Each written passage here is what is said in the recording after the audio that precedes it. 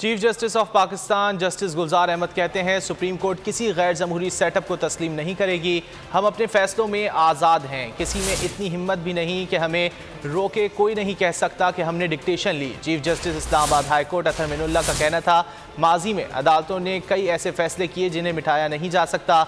हमें अपनी गलतियाँ तस्लीम करना होंगी।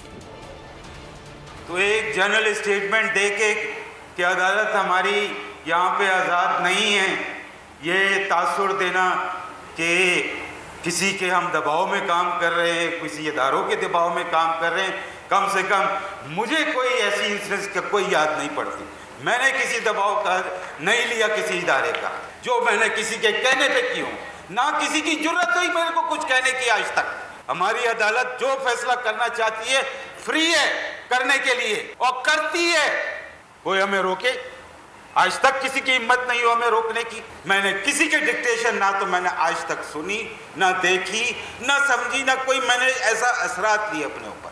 The right to have access to an independent court and free press. But when I say free press, it has to be an independent free press and media, not controlled by proprietors having vested interests.